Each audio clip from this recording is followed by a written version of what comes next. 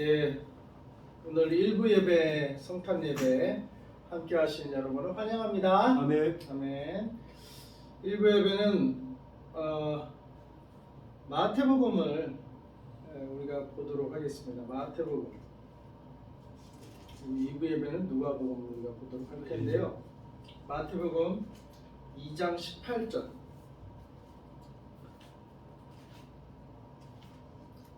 죄송합니다. 마태복음 1장 18절. 예. 1장 18절.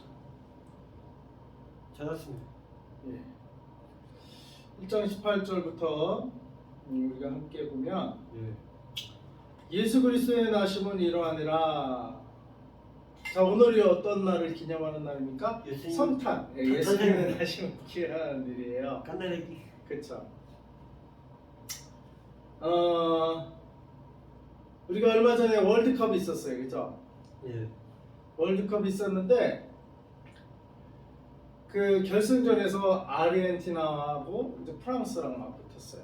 예. 그죠? 근데 결국에는 아르헨티나가 우승을 했어요. 아르헨티나의 대표적인 선수는 메시, 프랑스의 대표적인 선수는 음바페였는데 둘 다 축구를 아주 잘하더라고요. 예. 근데 결국에는 이제 극적으로 아르헨티나가 브라질 1등이라는데 예. 제수 씨가 많이 해줬어요. 아, 그래요. 그랬는데요. 근데 아르헨티나가 우승하고 아주 그냥 나라가 난리가 났어요. 그리고 그 환영 행사도 보니까 뭐 사람이 네. 이렇게 환영 행사 하는데 막 사람이 달려들어갖고 막 난간에서 떨어져갖고 죽기도 하고 그랬다고 그러더라고요. 사망 사건 그 정도로 막 그냥 난리가 나서 선수는 나중에 헬기 타고 피신하면서 이제 돌아다니면서 공중에서 축하 인사 받고 그냥 떠났다고. 인파가 너무 많이 밀려서. 아무튼 그리고 공휴일을 지정해가지고 아르헨티나는 기쁜 소식을 그렇게 됐지만 반면에 프랑스는 져가지고 근데 프랑스가 작년에 우승팀이었나봐요. 디펜딩 챔피언이 될 수 있었는데 이번에는 못 된 거예요. 그러니까 프랑스도 참 잘 축구를 하는 것 같아요. 근데 아무튼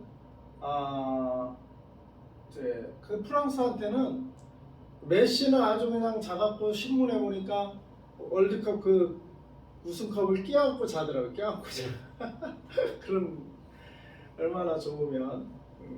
그런데 음바페는 프랑스를 떠나겠다고, 자기 팀을 떠나겠다고, 자기가 자기 아마 개인적인 성장을 위해서도 그런 것 같기도 하고, 국내 자기한테는 프랑스가 이제 국내니까 국내에만 있기에는 좀 넓은 세계 경험도 하고 다른 리그에서도 좀 뛰고 싶은지 프랑스를 떠나겠다고 그런 소식을 들었어요.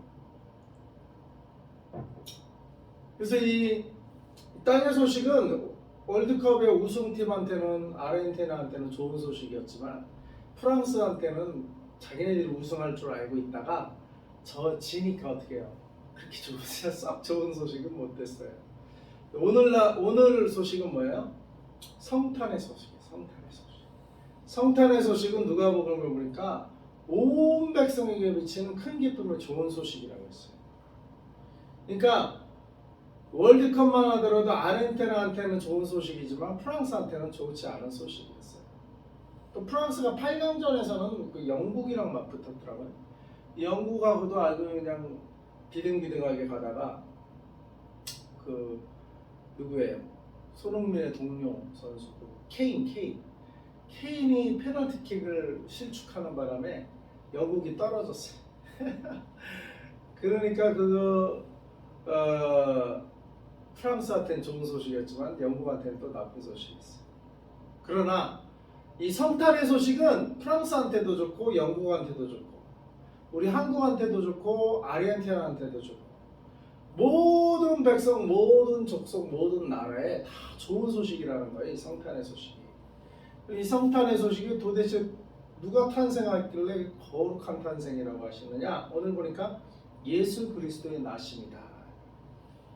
마태복음 1장 18절에 예수 그리스도의 탄생이 모든 나라, 모든 족속, 모든 백성에게 구원의 소식이다. 그거에 대해서 우리가 잠깐 일부 예배는 예. 살펴보도록 하겠습니다. 예수 그리스도의 나심을 일어나니나 그의 어머니 마리아가 요셉과 약혼하고 동거하기 전에 성령으로 잉태된 것이 나타났다. 자, 예수 그리스도가 나셨는데 성령으로 잉태되어 나타났대요. 성령. 우리 도영이가 이제 아기를 보니까 도영이를 보지만 도영이는 누구 아들이에요? 예수님의 아들. 아니 이제 육체적으로 주영이 아들. 그죠? 주영하고 그 자매님 네. 그 둘의 아들이에요. 그죠? 예수님은 누구 아들이에요? 하나님의 아들. 하나님의 아들인데 육체적으로는 마리아. 예. 아빠의 씨를 받지 않고 엄마만 있는 거예요. 엄마가. 그리고 그 씨가 성령으로 잉태됐다 이런 거지. 도영이는 성이 뭐예요? 성? 심. 심. 왜 심이에요? 아버지. 아빠가 신가니까 예. 아들은 신가의 씨를 받았으니까 아이들이 심씨가 되는 거, 신도영이 된 거예요. 저도 아빠 이름 따뜻이. 그렇지. 아빠 모든 인류는 자기 아빠의 씨를 따라 엄마는 사실 통로만 대주는 거야. 아이를 낳아주는 통로. 그래서 한국말도 재미난 게 아주머니라고 해요. 아주머니. 주머니야. 예. 씨를 받는. 예. 그리고 남성은 아저씨야, 아저씨. 씨를 주는 사람이야. 그러니까 저도 우리 아버님의 씨를 받아서 어머니를 통해서 태어나니까 우리 아버지의 성을 따라가는 거예요. 근데 예수님은 오늘 나온 탄생이 신기한 게 사람의 씨를 받고 탄생한 게 아니라는 거예요. 성령으로 잉태됐다 이 말이에요. 무슨 말인지 알겠죠? 예수님만이 유일하게. 근데 이것을 왜 이렇게 성령으로 잉태되었어야만 하느냐 하면은 죄가 없이 태어나야 되기 때문에. 죄가 없이. 아담의 범죄 이후로 모든 인류에게는 근본적으로 자기가 하나님이 되려고 하는 죄악에 빠져버리게 됐어요. 하나님이 아닌데 자기가 하나님 되려는 그 죄악에 빠져버리게 됐어요. 이번에 우리가 월드컵에서도 봤지만 우리나라 16강까지 갔지만 우리나라가 이기면 사실 11명의 축구 선수가 이긴 거거든요. 우리 나라가 이긴 게 아니에요, 사실은. 근데 뭐 우리나라가 이긴 것처럼 다 좋아하는 거예요. 왜 그래요? 대표 선수이기 때문에. 우리나라를 대표해서 가장 축구를 잘하는 사람들을 뽑아놔서 그들을 대표 선수로 우리가 내보냈기 때문에 그렇게 우리가 열광하는 거예요. 그들이 지면 우리나라가 지는 거고 그들이 이기면 우리나라가 이기는 거예요. 마찬가지로 이 대표 선수의 원리. 아담은 온 인류의 대표였어요. 온 인류의 대표 아담이 선악과를 따먹고 하나님의 계명을 어기면서 어떻게 됐어요? 자기가 하나님 되려는 그 유혹에 빠져버렸단 말이에요. 그 이후로 모든 인류는 공통적인 이 죄성을 가지고 이제 태어나게 됐는데 하나님께서 새로운 씨를 통해서 예수 그리스도를 새롭게 태어나게 하십니다. 그것을 언제 예언했냐면은 창세기 3장 15절에 그 뱀을 저주할 때 하나님 말씀하시는 내가 너로 여자와 원수가 되게 하고 내 후손도 여자의 후손과 원수가 되게 하네. 자, 뱀을 사탄이 이용해서 이제 하와를 통해 선악과를 따먹었잖아요. 근데 그 뱀을 저주하면서 뱀과 여자가 원수가 된다는 거예요. 여기서 여자는 하와를 말하지만 뱀이 사탄을 상징하듯이 여자는 사실은 교회를 이 땅에 세우는 하나님의 자손, 교회를 상징하지. 교회. 계시록에서도 여자는 교회를 상징해요. 근데 이 사탄과 교회는 서로 이제 싸우는 원수지간이라는 거예요. 그리고 또 내 후손은 여자의 후손과 원수가 되게 하리. 여기서 여자의 후손이 나와요. 여자의 후손. 바로 사탄의 그 후손과 여자의 후손이 원수가 되리니 여자의 후손은 내 머리를 상하게 할 것이요 너는 그의 발꿈치를 상하게 할 것이야. 자, 여자의 후손과 사탄의 후손이 서로 원수가 돼서 여자의 후손은 사탄의 후손, 즉 사탄의 머리를 깨뜨려 보시고 사탄은 여자의 후손의 발 뒤꿈치를 꽉 물어버려서 상처나게 하는. 이거는 뭘 의미하냐면 바로 십자가 사건을 의미해요. 여자의 후손은 사탄의 머리를 박살낼 자는 여자의 후손, 남자의 후손이 아니에요. 남자의 후손. 무슨 말이냐? 모든 인류는 남자와 여자의 후손이에요. 그죠? 모든 인류는. 근데 남자 없이 여자의 후손이 한 명이 나타난다는 거예요. 여자의 후손이. 남자 없이. 그래서 이건 예언이에요. 예언. 우리가 이메일을 들어가려면 비밀번호를 쳐야 이메일을 들어가잖아요. 핸드폰도 락을 걸어놓으면 비밀번호를 치든지 비밀 도형을 그리든지 그 비밀번호가 있어요. 그거를 해야 들어갈 수가 있어요. 메시아 사탄의 머리통을 밟아버릴 그 메시아의 바로 비밀번호, 비밀 코드가 뭐예요? 여자의 후손, 여자의 후손. 모든 인류는 남자와 여자. 그래서 뭐 공자가 메시아인가? 그러면 여자의 후손인가를 보면 돼요. 근데 공자 아빠 엄마 다 있어요. 석가모니 불교에 석가모니가 메시아인가? 인류를 구원할? 그 남자 여자가 있는가? 그 아빠 엄마가 있는가를 보면 석가모니도 왕자로 태어나서 왕과 왕비의 자녀로 그 왕가에서 태어난 사람. 근데 거기를 자기 그 주의를 버리고 도 닦으러 이게 나갔다고 해서 돌을 닦았다고 해갖고 부처가 돼요. 자기가 근데 이제 불교도 참 자기가 하나님 되려는 거예요. 자기가 신이 되려는 거예요. 그러니까 근본적으로는 사실 선악과 떼먹은 동기와 똑같은 거예요. 사탄적인 거예요, 사실은. 그러니까 하나님을 알지 못하면 사람들은 자기가 신이 되려고 하는 사탄의 본성을 따라가게 돼 있어요. 그러니까 근본적으로 그래서 죄인인 거예요. 그래서 죄인.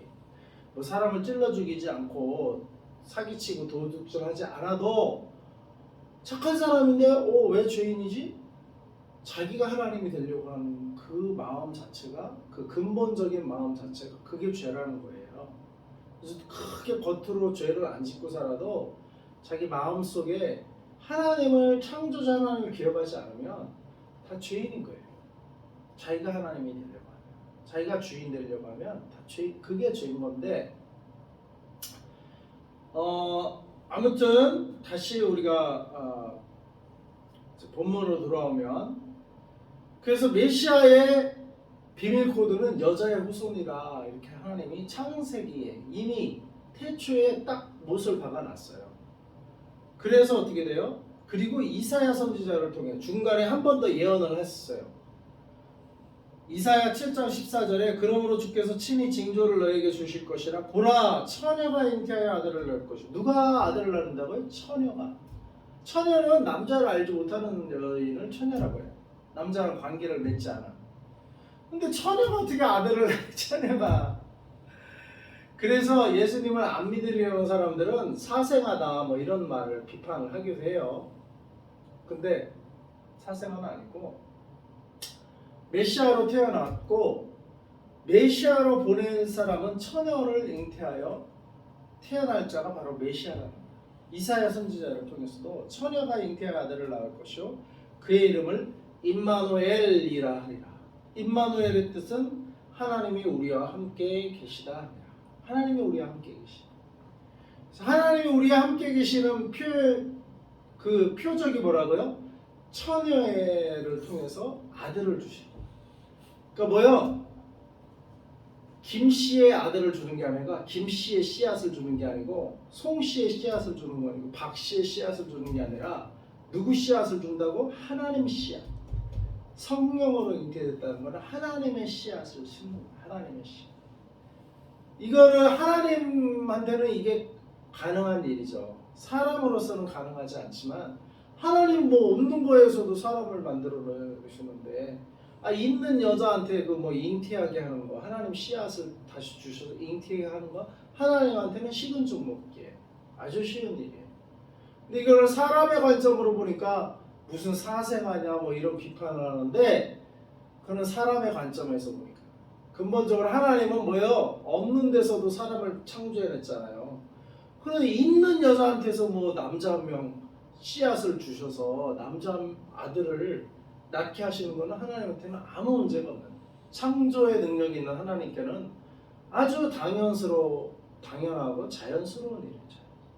그런데 왜 이런 일을 하셨냐? 바로 이건 사람이 하는 일이 아니라는 것을 나타나기 위해. 이거는 창조주 내가 한다, 창조주 하나님께서 하시는 일이라는 걸 나타내기 위해서 남자 없이 처녀한테 잉태하게 하시고, 하나님만이 그 일을 가능하게 하실 수 있어요. 사람은 그렇게 할 수 있어요? 없어요? 못해요. 사람은 그렇게 할 수 없어요. 오직 하나님만이 여자 홀로 하나님의 씨앗을 주셔서 잉태하게 하실 수가 있는 건 하나님만이 하실 수 있는. 그래서 메시아는 뭐예요? 하나님이 보낸 사람이 메시아입니다. 하나님. 그래서 하나님이 십자가에 달린 예수 그리스도는 바로 그분이 예수 메시아이신 것은 바로 탄생부터 하나님이 시작을 하셨기 때문에, 탄생부터 그가 그리스도 메시아이심을 우리가 알 수 있어요. 비밀 코드가 딱 맞아. 그래서 정확히 비밀번호를 쳐야 이메일로 들어갈 수 있듯이 정확한 비밀 코드, 여자의 후손이라는 비밀 코드가 예수님한테는 정확히 들어맞는다 이 말이에요. 근데 뭐 마호메트, 석가모니, 공자, 뭐 다른 것들은 이만희, 요즘 뭐 신천지다. 야, 신천지 보니까 엄청나더만요. 세력이 엄청나요. 이 신천지 뭐 이만희를 그렇게 많이 이렇게 또 다른 보혜사처럼 이렇게 떠받들더라고요. 참 신기한데, 이만희도 엄마 아빠가 다 있어, 부모님이 다 있어요. 이시성을 가졌기 때문에 메시아가 아닌데, 여자의 우선 창세기 공부부터 제대로 해야 신천지에서 벗어날 수 있는데, 아버지, 진리가 허황되게 해서 우리가 전도를 많이 해. 예. 신천지보다 더 커져야 돼. 이제 우리가 앞으로 신천지보다 더 커집시다. 아, 네. 진리가 더 커야지. 어떻게 이단이 더 크면 어떻게 되겠어. 나이가 망하시고. 야, 나 그거 보고 예. 야, 이게 정신이 좀, 이거 우리가 정신 차려야 되겠다 생각이 들었어요. 아무튼 그래서 여자의 후손을 통해서 오는 자만이 메시아가 될 수 있는 거예요. 그래서 예수님은 처녀에게서 잉태되신 거예요. 그런데 그의 남편 19절에 요셉은 의로운 사람이어서 뭐예요?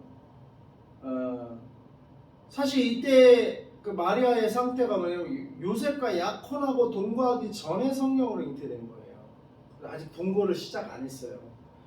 그런데 마리아가 잉태됐다고 하니까 약혼자 요셉도 처음에는 당연히 딴 남자랑 잤나 보다 이렇게 생각을 하죠. 그죠? 요셉도, 약혼자도 아니 내 약혼녀 마리아가 나랑 아직 잔 적이 없는데 어떻게 애를 낳냐 이거예요. 어떻게.